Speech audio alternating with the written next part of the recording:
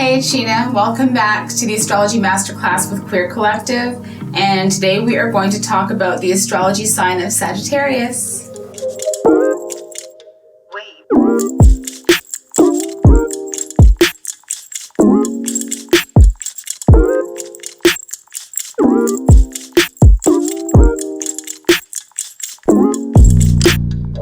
So the next sign we're going to get into is Sagittarius. I love Sag.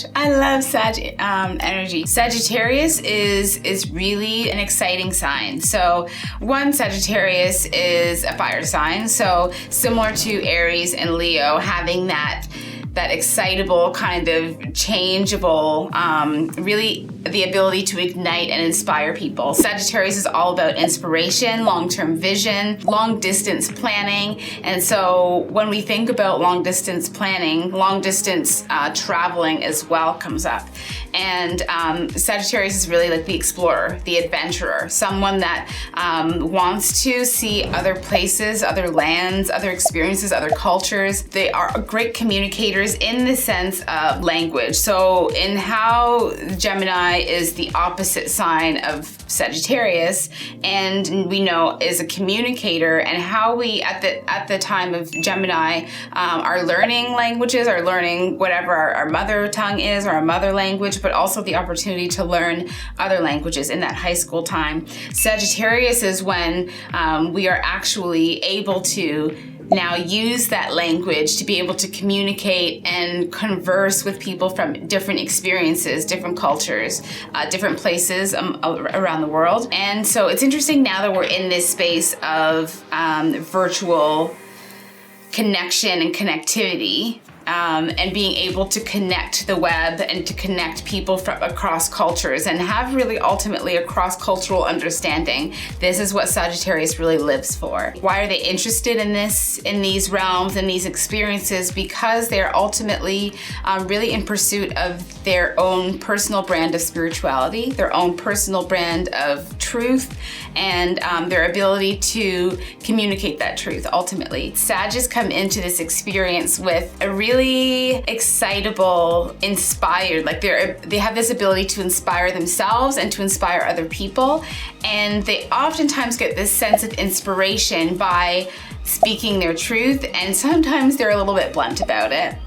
But it's because they know themselves so well. I mean, everybody's in pursuit of finding out who they are, and that's a lifelong journey. Sagittarians aren't people that are afraid of being able to station themselves in the world. Sometimes when we're sifting and sorting and really trying to figure out who we are and what our place is, it may put us in a vulnerable space, and we may not feel encouraged to share that knowledge, that information, that sifting and sorting that we're doing. Whereas Sagittarius really is kind of an open book in this sense. They like to share and speak about how they are shifting and growing and evolving, and they really actually invite you on the journey with them. They inspire you to find your own path and your own journey, and to feel comfortable in whatever your truth is, and to encourage you to speak that. And so this time frame is really between like your late 50s and early 60s. So traditionally people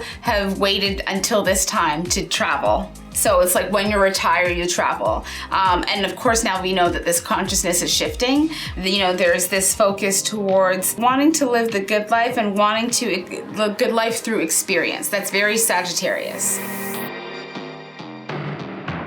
And so it's all about collecting experiences and memories rather than collecting like physical, tangible things for Sagittarius. It's building up their memory bank and their knowledge through experience. Sagittarius rules like the hips, the butt, the thighs, and really kind of like getting into that root area.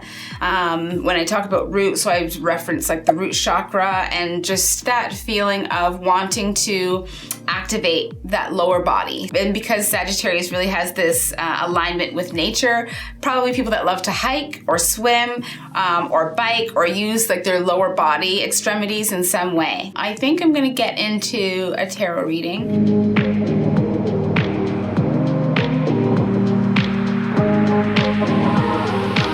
And so let's see what these two cards are. Oh,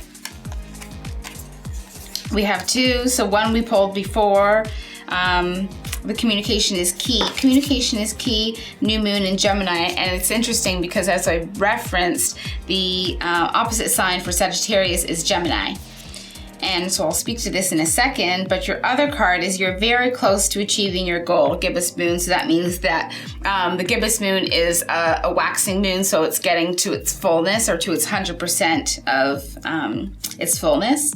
And so with these two cards, it makes me feel like Sagittarius, you are it feels like you're working on a project, or there's some kind of pulling together of different energies or different people. And it feels like you, one, are probably needing to communicate in a clear way, because it does feel like there is a communication, or there does feel like there is an opportunity for you to close up this project or this work that you've been doing. It's actually interesting because we're going into eclipse season at the end of November, so November 30th, and then the new moon just shortly thereafter in Gemini. And so it does feel like that time will be very significant for Sagittarius, as well as just kind of wrapping up the project that you've been working on, or some kind of initiative. So that's exciting. So thank you so much for joining me for this video. If you would like to continue following my journey and following me on the socials, you can check them out here. So definitely check out One People TO and the work that I'm doing there. And if you enjoy this video, definitely like and leave a comment.